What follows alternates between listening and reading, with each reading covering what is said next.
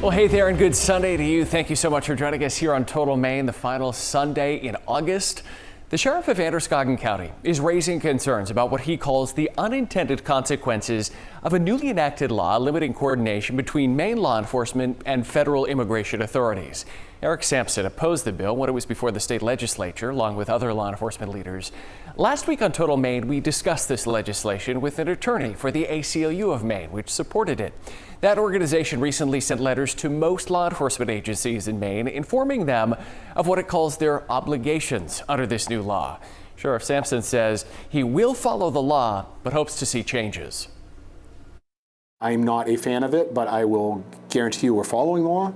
And we will follow the law because it is the law. LD 1971, which took effect at the end of July, blocks Maine law enforcement resources from enforcing federal civil immigration law, bars detention based solely on a hold request, limits sharing release dates to what's publicly available, and bars sharing personal information with ICE, such as addresses. I think there's a lot of unintended consequences. I think we've seen some. I think anytime you hinder collaboration or communication amongst agencies, you're apt to have problems. This law does not limit law enforcement's ability to carry out their criminal law enforcement responsibilities.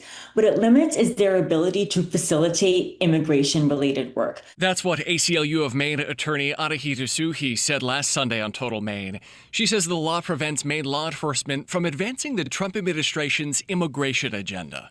And that instead, all of our law enforcement here in Maine is really focused on our communities and on our problems, and is not instead carrying out this federal immigration agenda that many, many people in Maine don't agree with. What's your biggest fear with this law? If we don't know there's an operation going on, where they're sometimes not easily identified, and we might get a call for a home invasion. It might not be a home invasion, it might be an ICE operation. So the idea we could have clashing organizations enforcing laws are different, that could create some serious public safety concerns. A letter sent by the ACLU of Maine states any Maine jails with existing policies or practices of proactively notifying ICE about people's anticipated release must discontinue that practice and update their policies if they have not done so. That concerns Sampson. Has there been an example that stands out to you to this point where that has been an issue for you?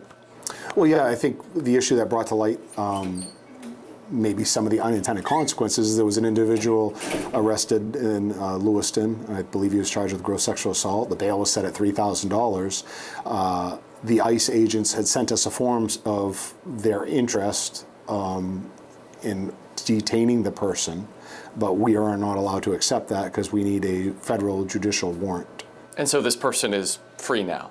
This person is free now. Sampson stresses his office will comply with the law, but says following it does not prevent him from sharing information with lawmakers to change it. So where does this leave you now? Is it acceptable for a sheriff to be an advocate for changing the law? Or are you just raising concerns so that maybe lawmakers can take this into account? I think it's absolutely appropriate for a sheriff or any law enforcement official or organization to advocate for changing any law.